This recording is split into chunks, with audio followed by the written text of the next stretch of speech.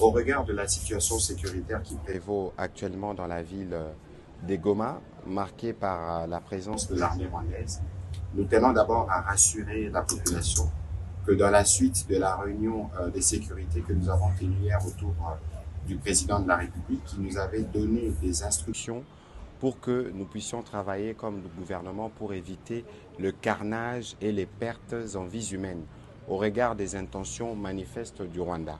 Et au moment où nous vous parlons, il y a des bombes qui tombent sur des hôpitaux, il y a des populations qui sont terrorisées parce que la volonté, c'était justement de s'aimer la terreur. Déjà que hier, des bombes tombaient sur le camp des déplacés. C'est pour ça que nous voulons recommander à toutes nos populations de Goma principalement de rester à l'abri, de rester à la maison, de s'abstenir de commettre des actes de vandalisme ou de pillage. Et l'autre troisième point qui est parmi les points les plus importants, c'est de barrer la route à la propagande manipulatrice du Rwanda, ce que nous appelons le poison rwandais. Parce que ce qui distille sur des réseaux sociaux, c'est des images qui sont fausses, c'est des images qui sont manipulées.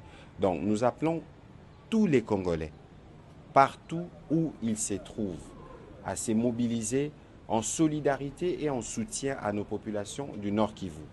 De même, ces soutiens, nous les réitérons à nos forces armées qui tiennent et qui sacrifient leur vie pour la défense du territoire. Et ces soutiens, nous les réitérons aussi au commandant suprême, parce que c'est lui qui est le garant de la nation et c'est avec lui que nous allons nous battre pour restaurer l'indépendance et la souveraineté de notre pays dans tous les territoires qui sont occupés. Nous sommes tous Congolais, gardiens de notre territoire.